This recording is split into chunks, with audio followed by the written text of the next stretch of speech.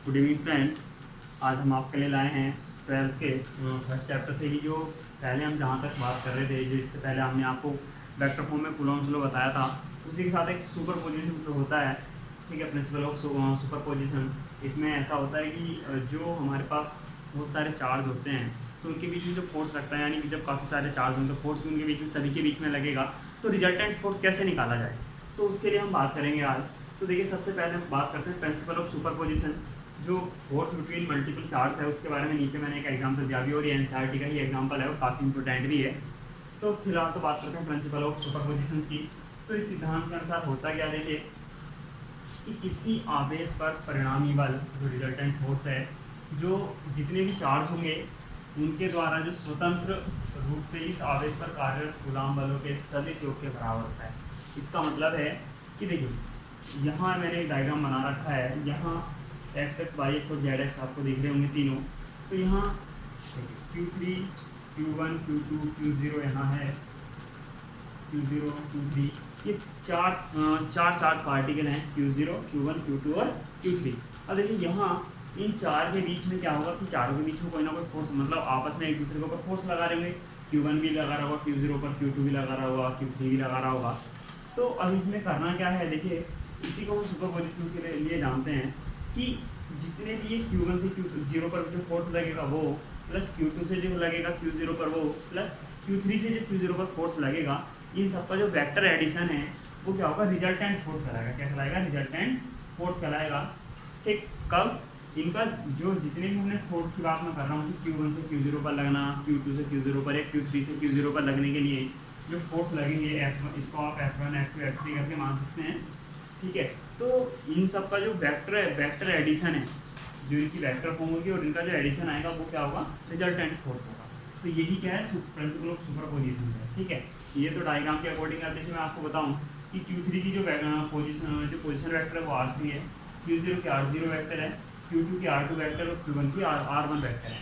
अब देखिए यहाँ यदि जो ये चार्ज मैंने भी बोले कि Q0 Q1 Q2 Q3 charge हैं, तो वो मैंने यहाँ लिख रखा है कि Q1 Q2 Q3 Qn आवेश किसी क्षेत्र में उपस्थित हैं, किसी बिंदु जिनके मूल बिंदु से मूल बिंदु के सापेक्ष पोजीशन वेक्टर जो हैं वो कितने हैं, R0 R1 R2 और R3 वेक्टर हैं। तब देखिए Q0 पर लगने वाला रिजल्टेंट फोर्स हमें निकालना है, तो पहले हमें पता होना चाहिए जितने फोर्स हमने यहाँ लिख रखे हैं उन सबके जरिए जो Q0 है उस पर फोर्स निकालेंगे। तो देखिए जो पहला है, यानी Q1 के कारण लगने वाला फोर्स आप निकालिए, तो F01 कितना आ जाएगा, 1/4πε0। तो कूलॉम के लिए आप फॉर्मूला जानते होंगे, 1/4πε0 Q0 जो कूलॉम्स लो होता है, 1/4πε0 Q1 Q2 R²। और वेक्टर फॉर्म अगर लिखने लगे तो यहाँ R क्या आ जाता है। ठीक है, तो ये आपका क्या होगा, कूलॉम्स लो होगा, इसी के अकॉर्डिंग फोर्स निकाला जाएगा। तो QF01 vector is equal to 1/4πε0 Q0 Q1, यानी Q1 Q2 दो चार्ज हैं, तो दो चार्ज कौन कौन से हैं, Q0 और Q1। तो दोनों ही चार्ज हम यहाँ ले लेते हैं, Q0 और Q1। नीचे देखिए पोजीशन वेक्टर आएगा, जो आप कह सकते हो कि जो इनके बीच की दूरी है, ये जो Q1 Q0 के बीच की दूरी है, इसका जो स्थिति सदिश होगा वो R10 होगा। तो इसकी दूरी का वर्ग होता है नीचे, तो R10 का वर्ग इंटू उसका n क्या, यानी एकांक सदिश। फिर इसी तरह से Q2 के लिए निकाल रखा है वो दो, जो Q2 चार्ज है उससे Q0 पर लगने वाला फोर्स निकाल रखा है। और इसी तरह से देखिए 3 मैंने लिखा नहीं है, लिखना चाहे तो आप लिख सकते हैं। तो मैंने केवल डायरेक्टली, क्योंकि यहाँ अब ये जरूरी नहीं कि मैंने 3 ले रखे हैं 4 ले रखे हैं, तो 4 ही, क्या पता n यानी बहुत सारे हो सकते हैं। तो मैंने इसलिए लास्ट में कंडीशन ले ली है कि n जो nवा चार्ज होगा, यानी जो n चार्ज पार्टिकल होगा उससे लगने वाला बल निकाल रखा है मैंने Q0 पर। तो F0n vector is equal to 1/4πε0 Q0 Qn n0 क्या हो जाएगा, उसका स्थिति से जाएगा तो उसका स्क्वायर इंटू n, ये क्या हो गया उसका गैप। ठीक है, अब देखिए बात करते हैं इसका आगे। तो अब होता है वेक्टर एडिशन का मतलब इन सबको, जितने 3 मैंने फोर्स निकाल कर लिए हैं, इन सबको आप एडिशन कर लीजिए। तो वेक्टर फॉर्म में इनका एडिशन करेंगे तो F0 ये रिजल्टेंट फोर्स है जो Q0 पर लगने वाला होगा। फिर सारे के सारे जितने फोर्स होते हैं सबको एडिशन में कर दिया जाता है, यानी जोड़ लिया जाता है सिंपली।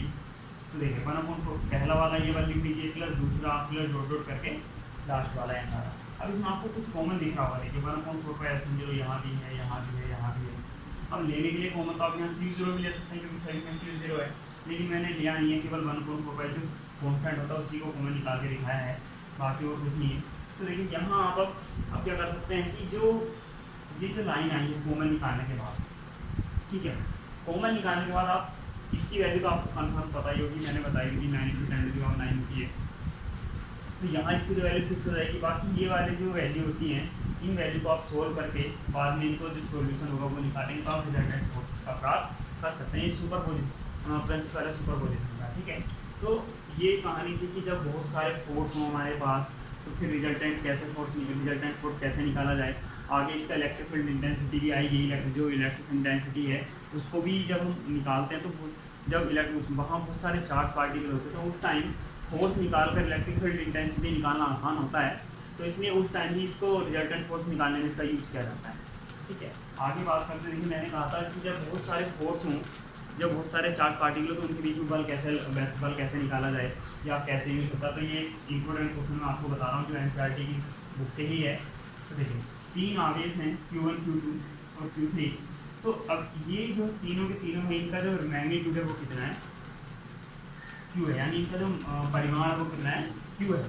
अब देखिए L भुजा के एक समबाहु त्रिभुज, यानी जो कह सकते हैं आप जिसकी तीनों भुजाएं बराबर के एक ऐसा त्रिभुज है, ठीक है, और उसके शीर्ष होकर स्थित है, यानी ABC 3 शीर्ष हैं, फिर डायग्राम बना रखा है नीचे। ABC 3 शीर्ष हो गए, तीनों पर क्या है Q1, Q2, Q3 रखे हुए हैं और तीनों ही क्या है जो इनका जो परिमाण है वो क्या है आपस में बराबर है, Q है। अब इनका जो तीनों इस त्रिभुज का जो केंद्र है, त्रिभुज के केंद्र पर जो त्रिभुज का सेंटर हुआ चित्र में दर्शाया अनुसार, जैसे चित्र में दर्शा रखा है यहाँ Q, इसको आप वो समझ लीजिए और यहाँ चार्ज है Q पर आवेश Q जो कि Q का सजातीय मतलब सेम चार्ज पार्टिकल है। जो आवेश पॉजिटिव अगर ये होगा तो ये भी पॉजिटिव है, ये अगर निगेटिव है तो ये भी निगेटिव होगा। सजातीय से मतलब ये है, ठीक है, सिमिलर चार्ज होना चाहिए, क्योंकि सजातीय मत लिखा हो तो इसका मतलब सिमिलर चार्ज है। जो Q1, Q2, Q3 पर वही कैपिटल Q पर भी है।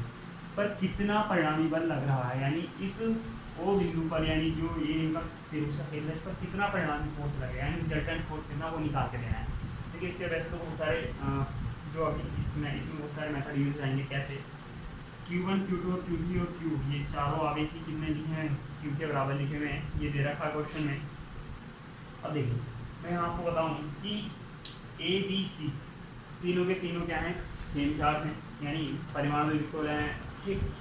यहाँ O जो है ये भी इक्वल है, यानी इस Q1 से इसमें बल लगेगा, Q2 से भी लगेगा और Q3 से भी लग रहा होगा। तो जो Q देखिए इसका और इसका आवेश बराबर है। गुलाम बल की हम बात कर लेते हैं, उसी से पता लग जाएगा। 1/4πε0 है, केवल एक सोचने की बात है, बाकी निकालना एक अलग चीज़ है, निकालना भी बताऊंगा कि बराबर ही है। 1/4πε0 कॉन्स्टेंट होता है Q1, Q2 यानी दो चार्ज। तो देखिए चाहे A से निकालें, B से निकालें, C से निकालें, तीनों के तीनों चार्ज बराबर है। अब O है तीनों के लिए, वो भी बराबर ही है, तो इसका मतलब इन दोनों का मल्टीप्लिकेशन भी बराबर आएगा, ठीक। समबाहु त्रिभुज है तो केंद्र की जो दूरी होगी तीनों सिर से वो भी बराबर होगी, तो यानी यहाँ जो दूरी है ये भी बराबर होगी। तो इन सब का कैलकुलेशन अगर 3 बार करोगे, जो इक्वल चीज़ें रख रहे हो तो बराबर ही आनी है। तो यानी इसका मतलब तीनों के जो 3 बल लगे हुए हैं A से, B से और C से O पर, तो उनका जो परिमाण होगा वो क्या होगा, बराबर होगा। कितना होगा, 1/4πε0 3Q²/L²। देखिए L है, L समबाहु जो समबाहु त्रिभुज है उसकी भुजा है। ये 3 कैसे आए इसके बारे में चलो बात कर लेते हैं थोड़ा। आप समबाहु त्रिभुज के बारे में जब आप देखिए, वैसे तो ये कई तरीके से निकाला जाता है, लेकिन एक सिंपल सा बता रहा हूँ।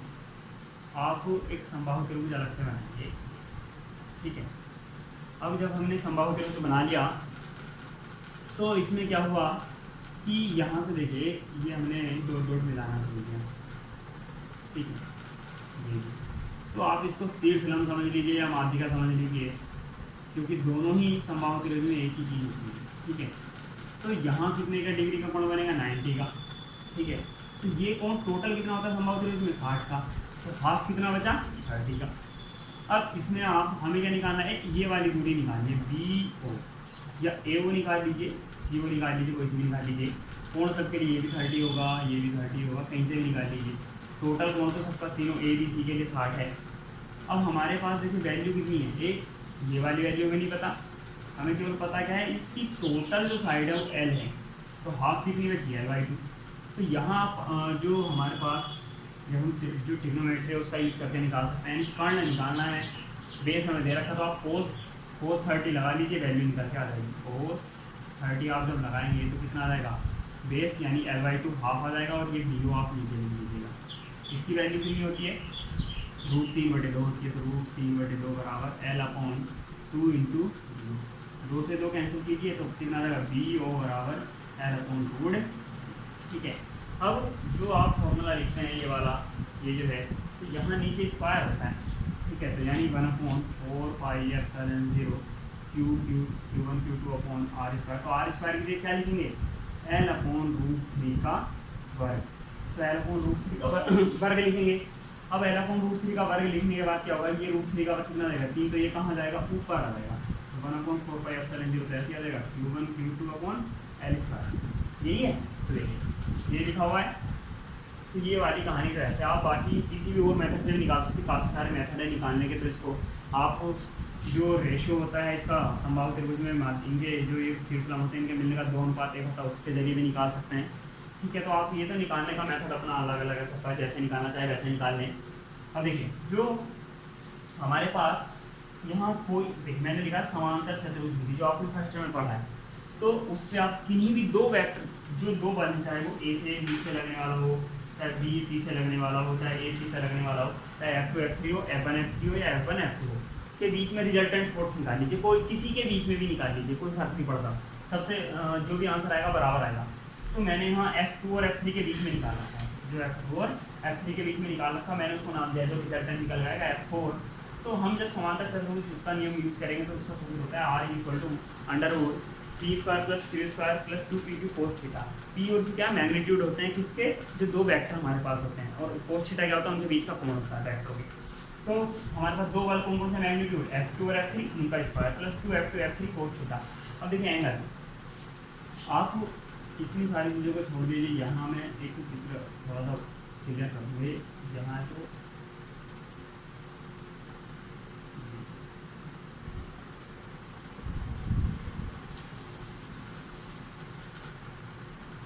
अब ये वाली लाइन हटा दीजिए, आप ये वाली हटा दीजिए। ये एक बिंदु है, बिंदु पे कितने डिग्री का कोण होता है 360 का, कितने भागों में डिवाइड हुआ, पूरा 3 में। ठीक है, निकालने के लिए आप किसी और मेथड का भी यूज कर सकते हैं, मैं तो एक नॉर्मली आपको बता रहा हूँ फैक्ट कि हाँ आप इससे बहुत इजीली बता सकते हैं। तो जब यहाँ 3 बराबर भाग हुए तो एक भाग कितने का, 3 से डिवाइड कर दीजिए 120 का।